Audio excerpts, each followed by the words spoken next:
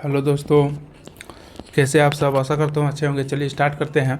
आज जो है केमिस्ट्री यानी रसायन विज्ञान का एक टॉपिक था जिसका नाम था मेटल से संबंधित प्रश्न जो थे, जो टॉपिक थे वो अधूरे हैं, उसको आज पूरा करने का प्रयास करेंगे। तो चलिए स्टार्ट करते हैं। देखिए टॉपिक है धातु कर्म। ठीक है, धातु कर्म को इंग्लिश से क्या बोलते हैं? इसको बोलते हैं मेटलर्जी। तो धातु कर्म यानी मेटलर्जी कहते हैं किसको है? तो हम लोग लास्ट क्लास में हम लोग देख लिए थे अयस्क तक, यानी खनिज अयस्क, और अयस्क से संबंधित जितने भी अयस्क थे, उससे संबंधित जितने भी धातु थे उसको भी याद करने का प्रयास किए थे, वो भी ट्रिक्स के माध्यम से। जो भी पहली बार देख रहे हैं कृपया करके पिछले वीडियो को ज़रूर से ज़रूर देखें, तभी जा करके इसको समझ में आएगा। आज हम लोग देखते हैं धातु कर्म। धातु कर्म क्या होता है? यदि अयस्क से यदि हम लोग धातु प्राप्त करने के प्रोसेस को, उस प्रोसेस को क्या कहते हैं? धातु कर्म कहते हैं, मेटलर्जी कहते हैं। अयस्क से धातु को निकालने की विधि को क्या कहते हैं? धातु कर्म कहते हैं। ठीक है, तो अयस्क किस रूप में था? ऑक्साइड के रूप में देखे थे, सल्फाइड के रूप में देखे थे, मिश्रित फॉर्म में, मिक्सचर फॉर्म में भी देखे थे। तो जैसे मान के चलिए कि कॉपर का क्या था? Cu2O था, क्यूपराइट था, Cu2S था, है ना, और एक था CuFeS2 था। तो मान के चलिए कि Cu2O है, तो Cu2O से यदि हमको क्या प्राप्त करना है? केवल और केवल कॉपर को प्राप्त करना है। इसके साथ क्या है? ऑक्सीजन है, ऑक्साइड फॉर्म में है, तो इसको बोलेंगे कि हम लोग अयस्क। तो इससे केवल और केवल हमको धातु निकालना है, यानी Cu निकालना है। तो जिस विधि से निकालेंगे उस विधि को क्या बोलेंगे? हम लोग मेटलर्जी बोलेंगे। ठीक है, जैसे मान के चलिए कि PbO है, तो लेड ऑक्साइड इसको बोलते हैं। तो लेड ऑक्साइड जो है इसी को तो गैलाना बोला जाता है, गैलाना शीशा का जो अयस्क है। तो PbO से यदि हम केवल क्या प्राप्त करना है? हमको Pb निकालना है। Pb क्या है? एक मेटल है, एक धातु है। तो जिस प्रोसेस से निकालेंगे इस प्रोसेस को क्या बोलेंगे? हम लोग मेटलर्जी बोलेंगे। ठीक है, आप समझ में आ गया होगा। PbO क्या है? गैलाना यानी कि लेड का अयस्क है। तो अयस्क से हम क्या निकाल रहे हैं? तो अयस्क से हम प्योर धातु निकाल रहे हैं, हम धातु निकाल रहे हैं। क्या निकाल रहे हैं? धातु निकाल रहे हैं। तो अयस्क से धातु निकालने के प्रोसेस को मेटलर्जी कहते हैं। ठीक, चलिए आगे बढ़ते हैं। जैसे देखिए, अब निकालने का प्रोसेस तो एक नहीं है, तो बहुत सारा प्रोसेस होता है उसमें। तो उसका छोटा छोटा जो पॉइंट्स होता है, जो छोटा छोटा जो उसका प्रोसेस है उसके बारे में पढ़ेंगे। तो पहला प्रोसेस है उसका गैंग क्या होता है? गैंग क्या होता है? देखिए, अयस्क में जो अशुद्धि रहता है, अयस्क में जो अशुद्धि रहता है, अशुद्धि किस रूप में रहता है?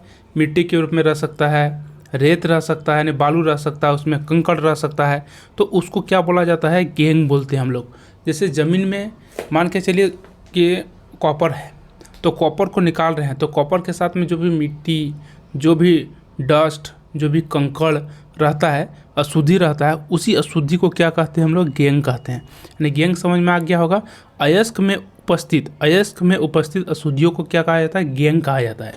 ठीक है, अब देखिए हम लोग चलते हैं फ्लक्स के बारे में। फ्लक्स किसे कहते हैं? देखिए, गैंग जो होता है दो तरह का होता है, एक होता है अम्लीय गैंग और एक होता है क्षारीय गैंग। तो उसको भी देखेंगे हम।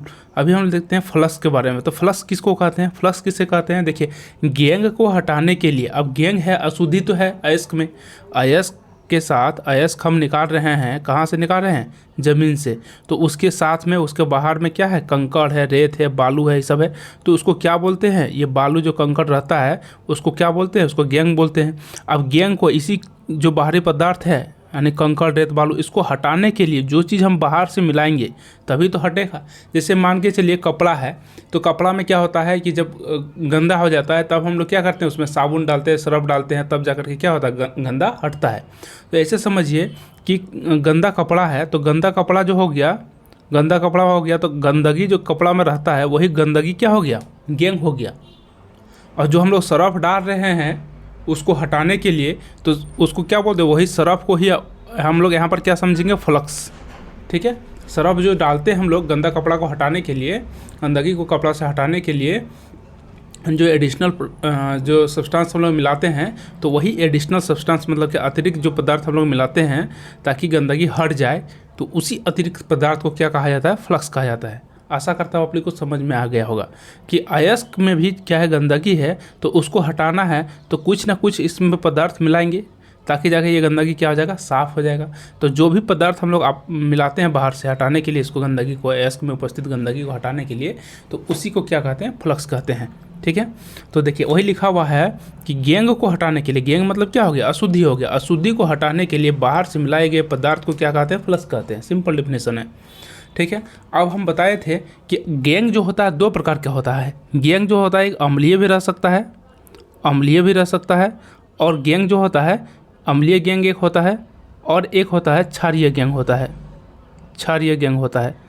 तो याद रखिएगा कि जो अम्लीय जो गैंग होता है, अम्लीय गैंग को हटाने के लिए हम लोग क्या मिलाते हैं, CaO मिलाते हैं, ठीक है। CaO जैसे ही डाल देंगे तो अम्लीय गैंग क्या हो जाएगा, हट जाएगा।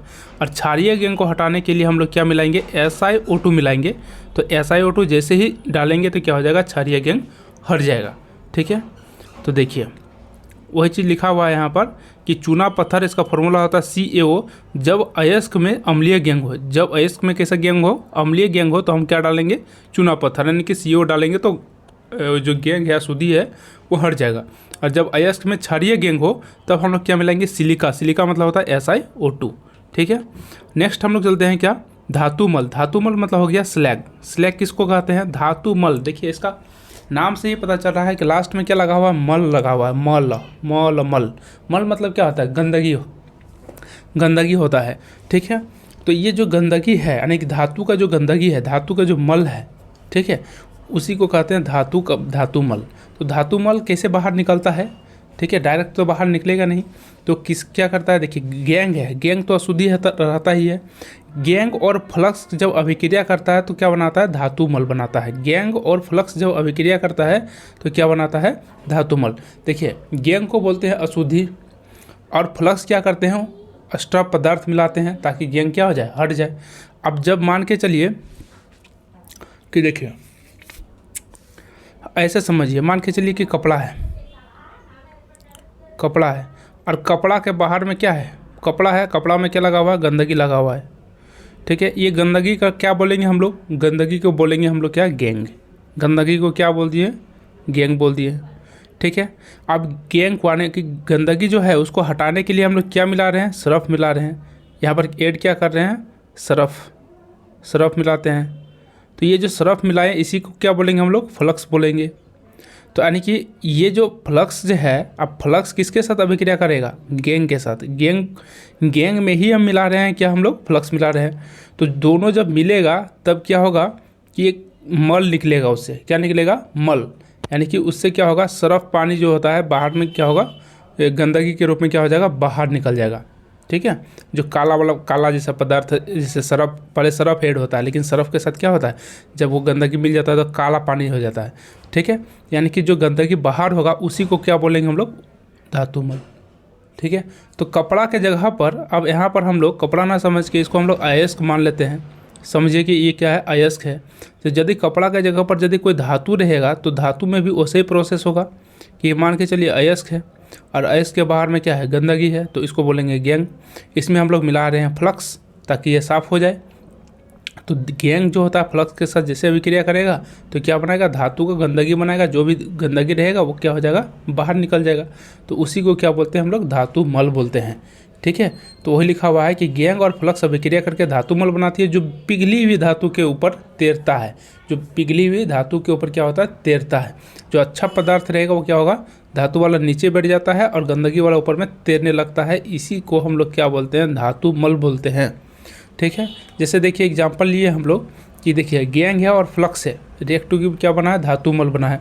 जैसे देखिए गैंग, यहाँ पर क्या है, आयरन ऑक्साइड है, FeO है, ठीक है। तो ये क्या हो गया, गैंग हो गया। कैसे, क्योंकि ये क्या है, धातु के ऑक्साइड है, धातु के ऑक्साइड है, तो इसको बोलेंगे हम लोग क्या, FeO। FeO को धातु के ऑक्साइड है, और धातु के ऑक्साइड क्या होते हैं, क्षारीय होते हैं। तो यहाँ पर क्या हो जाएगा, क्षारीय। ये जो है कैसा गैंग है, तो क्षारीय गैंग है। और क्षारीय गैंग है तो क्या मिलाते हैं हम लोग, फ्लक्स के रूप में क्या मिलाएंगे, SiO2 मिलाएंगे। अभी बताए थे क्षारीय गैंग में SiO2 मिलाते हैं, और अम्लीय गैंग में क्या मिलाते हैं, CaO मिलाते हैं। तो इसको हटाने के लिए, इसमें जो गंदगी है, ठीक है, जो क्षारीय गैंग है इसमें जो गंदगी है इसको हटाने के लिए क्या मिलाएंगे हम लोग, SiO2 मिलाएंगे। तो अब क्या हो जाएगा, देखिए Fe और O और प्लस SiO2 क्या हो जाएगा, FeSiO3 हो जाएगा। जो क्या हो जाएगा फेरस सिलिकेट के रूप में, इसको बोलते हैं फेरस सिलिकेट। ये क्या है, गंदगी है, और ये क्या होता है ऊपर में तैरने लगता है, जितना धातु रहेगा वो क्या हो जाएगा, प्योर धातु नीचे की ओर बैठ जाता है। तो इसको क्या बोलते हैं हम लोग, धातु मल बोलते हैं। ठीक है, तो समझ में आ गया होगा आप लोग का। नेक्स्ट हम लोग चलते हैं फिर आगे। देखिए निस्तापन, निस्तापन क्या होता है इसके बारे में समझते हैं। निस्तापन को इंग्लिश से बोलते हैं हम लोग क्या, कैल्सिनेशन। क्या बोलते हैं निस्तापन को, कैल्सिनेशन बोला जाता है। तो कैल्सिनेशन होता क्या है इसका, देखिए दो गो कंडीशन इसको याद रखिए। देखिए पहला कंडीशन क्या है कि इसमें कार्बोनेट अयस्क होना चाहिए। कैसा अयस्क होना चाहिए, कार्बोनेट अयस्क। कार्बोनेट अयस्क का जैसे कि हम लोग क्या बोलते हैं, कार्बोनेट अयस्क मतलब लास्ट में जिसका क्या होना चाहिए, CO3 होना चाहिए। लास्ट में क्या हो रहेगा, CO3, तो उसको बोलेंगे कार्बोनेट अयस्क। जैसे कि CaCO3 लिखा हुआ है, इसका मतलब ये समझ जाइए क्या है, कार्बोनेट अयस्क है। जैसे मतलब समझ जाइए ZnCO3 है, तो ये क्या है, कार्बोनेट अयस्क है। लास्ट में CO3 है ना, और धातु के लास्ट में CO3 रहेगा तो उसको बोलेंगे क्या, कार्बोनेट अयस्क। ये भी Ca है यानी कि धातु है, उसके लास्ट में क्या है, CO3 यानी कार्बोनेट अयस्क है। ये भी क्या है, जिंक यानी धातु है, कार्बोनेट अयस्क है। ठीक है, तो कोई भी कार्बोनेट अयस्क को हम लोग क्या करते हैं, गर्म करना है। लेकिन कितना से गर्म करना है, MP से नीचे गर्म करना है। MP मीन्स होता है मेल्टिंग पॉइंट। MP मतलब मेल्टिंग पॉइंट। मेल्टिंग पॉइंट को हम लोग हिंदी से क्या बोलते हैं, द्रवनांक या गलनांक। द्रवनांक या गलनांक, यानी कि उसके गलनांक से नीचे गर्म करना है। इसका मतलब क्या हुआ, गलनांक से नीचे गर्म करना है, तो गलनांक से नीचे गर्म करना है। MP मतलब गलनांक हो गया, गलनांक से नीचे गर्म करना है। मतलब कोई जैसे मान के चलिए कि Ca मतलब क्या हो गया, कैल्शियम। और कैल्शियम का जो गलनांक है मान के चलिए, सपोज किए कि 200 डिग्री सेल्सियस है। ठीक है, तो इसके गलनांक से नीचे गर्म करना है, मीन्स ये होना चाहिए कि लगभग 180 डिग्री सेल्सियस भी गर्म कर रहे हैं तो चलेगा, लेकिन 200 से अधिक नहीं होना चाहिए। ठीक है, इसका गलनांक मान के चलिए 200 डिग्री सेल्सियस है, तो इसके गलनांक से नीचे ही हम लोग गर्म करेंगे, इससे अधिक नहीं जाएंगे। ठीक है, तो कार्बोनेट अयस्क को हम लोग उसके गलनांक से नीचे गर्म करना है। उसके गलनांक से क्या करना है, नीचे यदि गर्म करते हैं तो क्या हो जाएगा, वो ऑक्साइड में परिवर्तन हो जाता है। वो किस में परिवर्तन हो जाता है, कार्बोनेट अयस्क जो है किस में परिवर्तन हो जाएगा, ऑक्साइड में परिवर्तन हो जाता है। जैसे कि हम क्या लिए हैं, जैसे मान के चलिए, अच्छा इसमें एक कंडीशन होना चाहिए कि वायु नहीं रहना चाहिए। वायु की अनुपस्थिति में गर्म यदि करेंगे, लेकिन वायु की अनुपस्थिति में या फिर यदि हवा रहेगा भी तो एकदम लिमिटेड मात्रा में रहेगा, अधिक मात्रा में नहीं रहेगा, एकदम सीमित मात्रा में रहेगा, लिमिटेड मात्रा में। वायु की अनुपस्थिति या फिर सीमित वायु की प्रेजेंस में गर्म किया जाता है कार्बोनेट अयस्क को, उसके MP से नीचे, तो क्या बन जाता है, वह कार्बोनेट अयस्क जो होता है कन्वर्ट हो जाता है ऑक्साइड अयस्क में। तो उसको बोलते हैं हम लोग क्या, इस प्रोसेस को निस्तापन बोला जाता है। सिंपल सब एक लाइन में उसको बोल सकते हैं, कार्बोनेट अयस्क जो होता है वो ऑक्साइड में कन्वर्ट हो जाता है। इसको क्या बोलते हैं हम लोग, निस्तापन बोलते हैं। इसका दो कंडीशन है, MP से नीचे ताप रहना चाहिए, वायु की अनुपस्थिति, या फिर सीमित वायु रहना चाहिए। जैसे एग्जाम्पल में हम लोग लेते हैं, जैसे देखिए जैसे मान के चलिए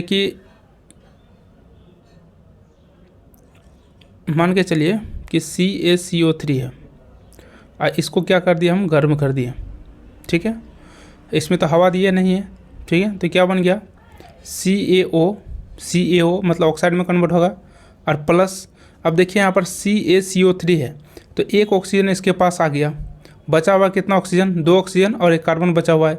तो क्या हो जाएगा, CO2 क्या हो जाएगा, बाहर निकल जाता है, प्लस CO2 क्या होता है, बाहर निकल जाता है।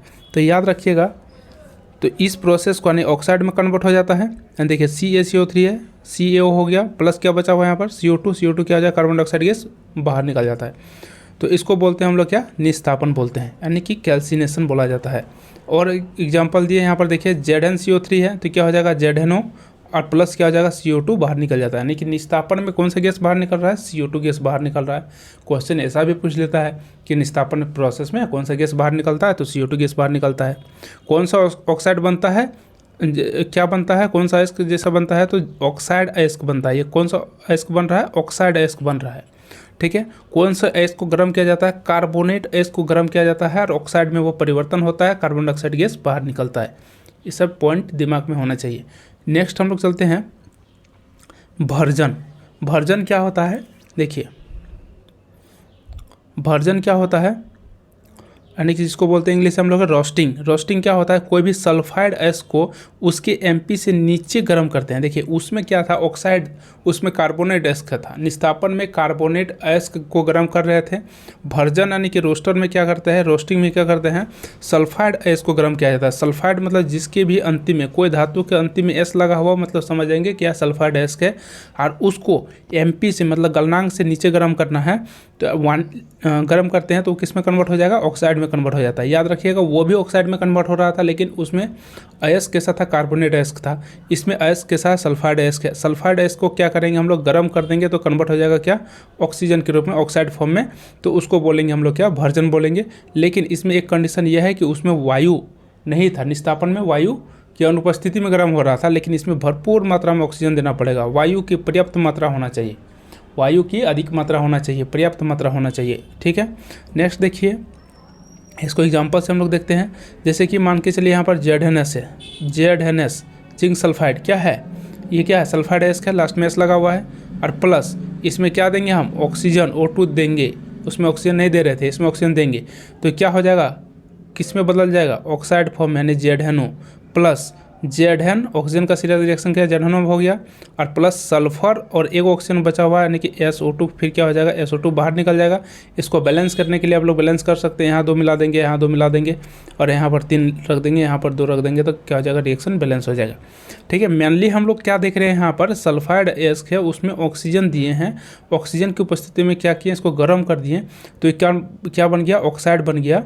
ठीक है, सल्फाइड एस किस में कन्वर्ट हो गया, ऑक्साइड रूप में कन्वर्ट हो गया, और कौन सा गैस बाहर निकला, SO2 गैस बाहर निकला। तो देखिए इसमें निस्तापन में और भर्जन में अंतर क्या है, निस्तापन में कार्बन डाइऑक्साइड गैस बाहर निकलता है, इसमें SO2 गैस बाहर निकलता है। निस्तापन में ऑक्सीजन की जरूरत नहीं होती है, लेकिन भर्जन में क्या होता है, ऑक्सीजन की जरूरत होती है। निस्तापन में कार्बोनेट एस को गर्म किया जाता है, जबकि भर्जन में सल्फाइड एस को गर्म किया जाता है। 3 अंतर हो गया कि नहीं। ठीक है, तो देखिए आखिर क्या ज़रूरत पड़ रहा है गर्म करने का सल्फाइड अयस्क या कार्बोनेट अयस्क को, इसलिए ज़रूरत पड़ रहा है क्योंकि यदि कोई अयस्क यदि ऑक्साइड फॉर्म में यदि हम प्राप्त कर लेते हैं तो उससे क्या होता है कि धातु निकालने में हम लोग को बहुत ही आसानी होती है। इसलिए निस्तापन और भर्जन प्रोसेस करना पड़ता है।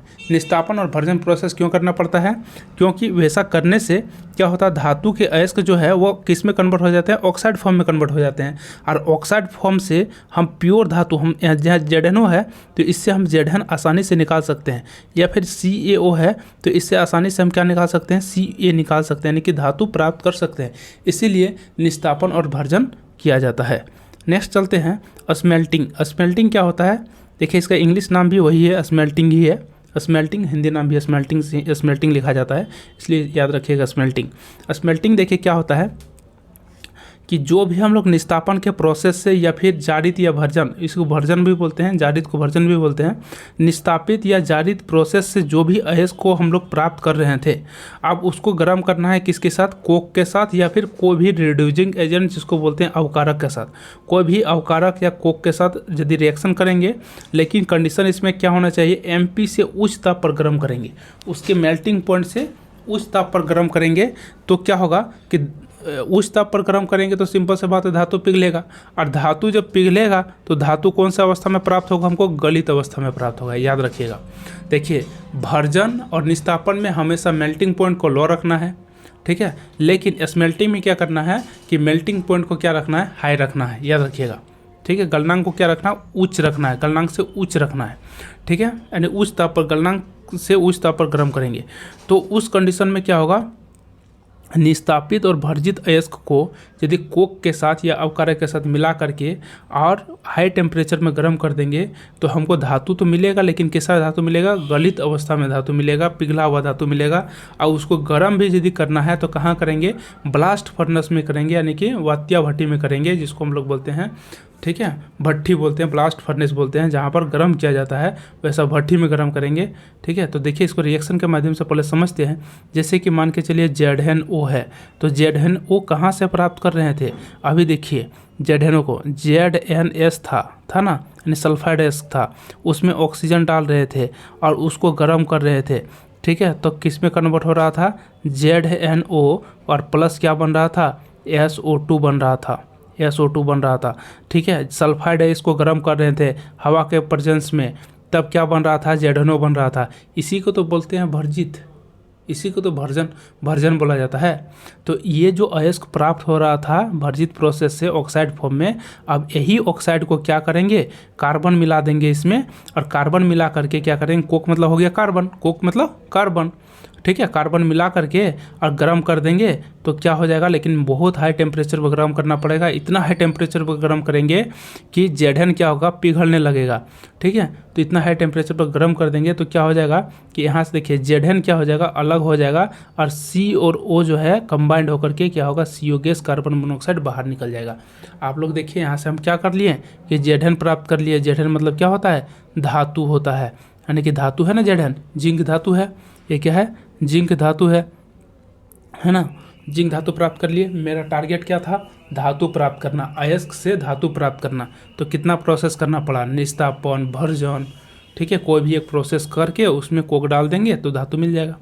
ठीक है, आप समझ में आ गया होगा कि भर्जन प्रोसेस करने की आवश्यकता क्यों पड़ा, कि भर्जन करने से क्या होता है, वो ऑक्साइड में कन्वर्ट हो जाता है, और ऑक्साइड से हम लोग क्या करते हैं, कोक मिला देते हैं, कार्बन मिला देते हैं, तो हमको धातु मिल जाता है आसानी से। इसीलिए हम लोग को भर्जन और निस्तापन करने की जरूरत पड़ता है। अब देखिए PbO और प्लस कार्बन, जैसे मान के चलिए कहीं भी PbCO3 है, लेड कार्बाइड है। ठीक है, तो उसको क्या करेंगे, इन्हें सॉरी PbS है, PbS गेलना, ये इसका एस क्या होता है, PbS गेलना होता है, गेलना होता है ना PbS। तो इसमें क्या करेंगे, O2 डालेंगे। ठीक है, लेड का एस क्या होता है, ज़मीन से हम बाहर करेंगे तो लेड हमको सल्फाइड फॉर्म में मिलेगा। ठीक है, ज़मीन से हम बाहर करेंगे लेड को, वो सल्फाइड फॉर्म में रहेगा। ऑक्सीजन डालेंगे, हीट करेंगे, क्या बन जाएगा, PbO बन जाएगा, और SO2 गैस क्या हो जाएगा, बाहर निकल जाएगा। अब यही PbO को क्या करेंगे, फिर हम लोग यही PbO को देखिए यहाँ पर गर्म कर देंगे कार्बन मिला करके, तो क्या मिल जाएगा, Pb और CO क्या हो जाएगा, बाहर निकल जाएगा। ठीक है, यानी कि फाइनली हमको क्या मिल जा रहा है, धातु मिल जा रहा है कि नहीं, लेड धातु हो गया। इसको क्या बोलेंगे, लेड धातु मिलेगी, लेड धातु बोलेंगे। ठीक है, तो ये जो प्रोसेस है, ये जो प्रोसेस है, इस प्रोसेस को क्या बोलते हैं हम लोग, स्मेल्टिंग बोलते हैं। ठीक है, स्मेल्टिंग। ठीक है, यानी मेल्ट कर दिया, धातु को इतना गर्म किया कि मेल्ट करने लगा, स्मेल्ट करने लगा। ठीक है, तो समझ में आया स्मेल्टिंग क्या होता है, जो भी निस्तापित या भारित या फिर भर्जित जो भी है अयस्क को कोक मिला देते हैं या फिर कोई भी अपकारक मिलाते हैं। ठीक है, तो वो क्या होता है, धातु उस गर्म करने पर, उसके बाद क्या करते हैं, मिला करके उसको गर्म कर देते हैं तो धातु बाहर हो जाता है। इस प्रोसेस को क्या कहते हैं हम लोग, स्मेल्टिंग कहते हैं। निस्तापित या भर्जित इसको कोक या फिर अपकारक की उपस्थिति में गर्म करने पर, उस ताप में गर्म करने पर धातु प्राप्त होते हैं, इसे क्या कहते हैं, स्मेल्टिंग कहते हैं। नेक्स्ट देखिए, हम लोग धातु प्राप्त कर लिए, पूरा प्रोसेस समझ में आ गया। नेक्स्ट हम लोग देख रहे हैं क्या, सक्रियता श्रेणी। सक्रियता श्रेणी क्या होता है, जिसको बोलते हैं रिएक्टिविटी सीरीज। जब धातु को क्रियाशीलता के, धातु की जब क्रियाशीलता है उसको अवरोही क्रम में सजाते हैं। कौन से क्रम में, याद रखिएगा, अवरोही क्रम। अवरोही क्रम मतलब होता है डिक्रीजिंग ऑर्डर, मतलब घटते हुए क्रम, घटते हुए क्रम। तो घटते हुए क्रम किसको बोलेंगे, जैसे कि जो धातु जल्दी से रिएक्ट कर लेगा, जल्दी से अभिक्रियाशील कर लेगा, उसको सबसे ऊपर में रखेंगे, फिर उसके नीचे रखेंगे उससे कम वाला को, फिर उससे कम वाला को और नीचे रखेंगे। इस तरह से धातु का एक क्रमबद्ध, धातु को क्या करते हैं, सजाते हैं, और सजाने के बाद एक श्रेणी प्राप्त होता है। इसी श्रेणी को नाम देते हैं हम लोग क्या, सक्रियता श्रेणी या रिएक्टिविटी सीरीज। जब धातु की क्रियाशीलता को कैसा क्रम में सजाना है, घटते हुए क्रम में सजाना है, तो एक सीरीज प्राप्त होता है। इस सीरीज को क्या कहते हैं हम लोग, सक्रियता श्रेणी कहते हैं। याद रखिएगा, क्वेश्चन पूछता है सक्रियता श्रेणी, जो धातुओं को जो सक्रियता श्रेणी है उसमें धातु को सजाया जाता है कैसे, बढ़ते हुए, घटते हुए, किस तरह से, घटते हुए क्रम में। ठीक है, यानी कि सबसे ऊपर में जो धातु रहेगा वो क्या रहेगा, सबसे ज़्यादा क्रियाशील रहेगा। यानी पोटेशियम, के मतलब क्या हो गया, पोटेशियम, Na मतलब हो गया सोडियम, Ca मतलब कैल्शियम, Mg मतलब मैग्नीशियम, और फिर इस तरह से बहुत सारे तत्व होता है, उतना लिखे नहीं हम। और फिर अंतिम में क्या होता है, Ag और Au होता है। Ag मतलब हो गया आपका चांदी, और Au का मतलब हो गया सोना। याद रखिएगा, सबसे ज़्यादा अभिक्रियाशील कौन रहेगा, जो सबसे ऊपर में रहेगा। यानी सबसे ज़्यादा अभिक्रियाशील कौन होता है, याद रखिएगा, पोटेशियम। क्या मतलब क्या हो गया, पोटेशियम, ये सबसे ज़्यादा अभिक्रियाशील धातु होता है। और सबसे कम अभिक्रियाशील धातु कौन होता है, तो याद रखिएगा सोना। सोना जो होता है सबसे कम अभिक्रियाशील धातु होता है, याद रखिएगा। नेक्स्ट देखिए, sodium, potassium, calcium, magnesium, aluminium. Sodium, potassium, calcium, magnesium, aluminium. ठीक है, यानी कि इसको हम लोग ऐसे याद रख सकते हैं। देखिए 11, 12, 13, 19, 20। 11, 12, 13 क्या है? परमाणु संख्या है। 11 नंबर सोडियम, 12 नंबर में कौन आता है? मैग्नीशियम। 13 नंबर में एल्यूमिनियम। 19 नंबर में कौन आता है? पोटेशियम। 20 नंबर में कौन आता है? कैल्शियम। 11, 12, 13, 19, 20 ये ऐसे धातुएं हैं जिसके अयस्क से धातु प्राप्त करने के लिए हम लोग कौन सा प्रोसेस करते हैं? विद्युत अपघटन प्रोसेस करते हैं। विद्युत अपघटन, जैसे देखिए मान के चलिए कि कोई NaCl है। साधारण नमक का फॉर्मूला क्या होता है? NaCl। तो NaCl क्या है? सोडियम का अयस्क है। सोडियम का अयस्क है कि नहीं? तो NaCl से यदि हमको Na प्राप्त करना है, क्या प्राप्त करना है? Na प्राप्त करना है, तो कौन सा प्रोसेस का इस्तेमाल करेंगे? विद्युत अपघटन। या फिर मान के चलिए MgCl2 है। MgCl2 मैग्नीशियम क्लोराइड है, तो इससे Mg प्राप्त करना है, तो कौन सा प्रोसेस का प्रयोग करेंगे? विद्युत अपघटन। ठीक है। AlCl3 है, तो इससे एल्यूमिनियम प्राप्त करना है, तो कौन सा प्रोसेस करेंगे? विद्युत अपघटन। याद रखिएगा। कहीं KCl है, तो KCl से K को प्राप्त करेंगे, तो कौन सा प्रोसेस करेंगे? विद्युत अपघटन। याद रखिएगा, sodium, potassium, calcium, magnesium, aluminium, उसके ऑक्साइड जो होता है क्लोराइड फॉर्म में रहता है, तो उनके अयस्क के क्लोराइड फॉर्म से धातु प्राप्त करने के लिए हम लोग कौन सा प्रोसेस का प्रयोग करते हैं? विद्युत अपघटन का प्रयोग करते हैं। ठीक है, विद्युत अपघटन का प्रयोग करते हैं। ठीक है, तो विद्युत अपघटन का प्रयोग कैसे करते हैं? देखिए, जैसे क्या होता है विद्युत अपघटन में, क्या होता है? एक बीकर रहता है। ठीक है, और उसमें एक साइड में एक इसमें रॉड लगा रहता है, इस साइड में भी एक और रॉड रहता है। ठीक है, इस रॉड को, एक रॉड में नेगेटिव चार्ज और एक में रहता है पॉजिटिव चार्ज। जिसमें नेगेटिव चार्ज रहता है उसको हम लोग क्या बोलते हैं? कैथोड। और जिसमें पॉजिटिव चार्ज रहता है उसको बोलते हैं हम लोग क्या? एनोड। इतना तो आप लोग को मालूम होगा। अब इसमें क्या होता है कि इसमें पानी डाल दिया जाता है। ठीक है, और जैसे मान के चलिए NaCl है, तो NaCl मतलब नमक को भी डाल दिया जाता है। यानी NaCl इसमें क्या कर दिए? NaCl ऐड कर दिए पानी में। ठीक है, पहले वाटर था, वाटर में NaCl को ऐड कर दिए, तो क्या हो जाएगा? NaCl दो भाग में टूट जाता है। जैसे ऐड करेंगे तो NaCl क्या हो जाएगा? दो भाग में टूट जाएगा, Na प्लस आयन में, और क्या हो जाएगा? Cl माइनस आयन में टूट जाएगा। अब Na प्लस वाला जो है वो प्लस वाला कहाँ जाना चाहेगा? माइनस वाला के साथ, क्योंकि नेगेटिव क्या करता है? पॉजिटिव को अट्रैक्शन करेगा। तो Na प्लस वाला कहाँ चला जाएगा? प्लस वाला यानी कि Na जो हो जाएगा इसके पास चला जाएगा, Na प्लस इस साइड हो जाएगा, और Cl माइनस किसके पास चला जाएगा? तो इस रॉड के पास चला जाएगा। देखिए इस रॉड के पास क्या चला जाएगा? Cl माइनस हो जाएगा। ठीक है, प्लस वाला के पास माइनस, और माइनस वाला के साथ क्या हो जाएगा? प्लस हो जाएगा। ठीक है, तो ऐसा करने से क्या होगा कि हम आसानी से जो है सोडियम को एकत्रित कर पाएंगे। ठीक है, और सोडियम निकाल पाएंगे। ठीक है, तो याद रखिएगा। नेक्स्ट, यानी कि इसमें क्वेश्चन क्या पूछा जाता है कि सोडियम, पोटेशियम, ये सब जो धातुएं होते हैं, तो उसके क्लोराइड फॉर्म से धातु प्राप्त करने के लिए कौन सा विधि का प्रयोग करते हैं? आंसर हो जाएगा विद्युत अपघटन। विद्युत अपघटन प्रोसेस में कैथोड में कौन सा चार्ज रहता है? नेगेटिव चार्ज, ऋणात्मक चार्ज रहता है। एनोड में पॉजिटिव चार्ज रहता है। नेक्स्ट देखिए संचारण। संचारण क्या होता है? यानी कि जिसको इंग्लिश से बोलते हैं हम लोग क्या? कोरोजन। कोरोजन मतलब होता है संचारण। देखिए संचारण होने के लिए, यानी इसको सिंपल सा भाषा में बोल सकते हैं जंग लगना, है ना? जंग लगना, इसको क्या बोल सकते हैं? संचारण मतलब क्या हो गया? जंग लगना। ठीक है, जैसे जंग लगने के लिए, जंग कहाँ लगता है? कोई धातु में लगेगा जंग। धातु में जंग कब लगता है? जब उसके साथ क्या होना चाहिए? ऑक्सीजन, यानी कि हवा होना चाहिए। हवा का पर्याप्त मात्रा होना चाहिए, और या फिर आर्द्रता होना चाहिए। ठीक है, वायु या आर्द्रता। आर्द्रता मतलब हो गया नमी यानी पानी। ठीक है, तो वायु और आर्द्रता, वायु या आर्द्रता के कारण धातु के सतह पर जो होता है नष्ट होने लगता है। धातु का जो ऊपरी सतह नष्ट होने लगता है, तो उसको क्या बोलते हैं हम लोग? क्या? संचारण बोलते हैं। जैसे एग्जांपल में क्या है? लोहा में जंग लगना, तांबा के ऊपर में भी जंग लगने लगता है। ठीक है, हरा परत चढ़ जाएगा। तांबा के ऊपर में यदि हरा परत चढ़ गया है तो समझ जाइए कि तांबा जो हो रहा है संचारण हो रहा है, नष्ट हो रहा है।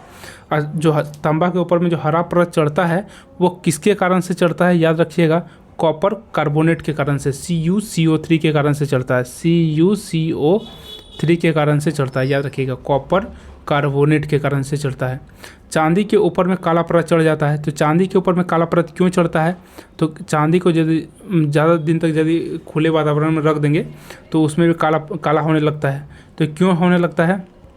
क्योंकि वो क्या होता है, क्योंकि उसके साथ क्या होता है, Ag जैसे है उसके साथ सल्फ़र जो होता है कंबाइंड हो जाता है। तो क्या बना देता है, Ag2S बना देता है। तो काला जो परत होता है किसके कारण से बनता है? Ag2S के कारण से बनता है, याद रखिएगा, ठीक है, Ag2S। तो यही वाला एग्जाम में पूछता है, यही इंपॉर्टेंट है। पूछेगा क्या, तांबा जब जंग लगता है तो उसमें कौन सा कलर चढ़ जाता है? याद रखिएगा, हरी परत।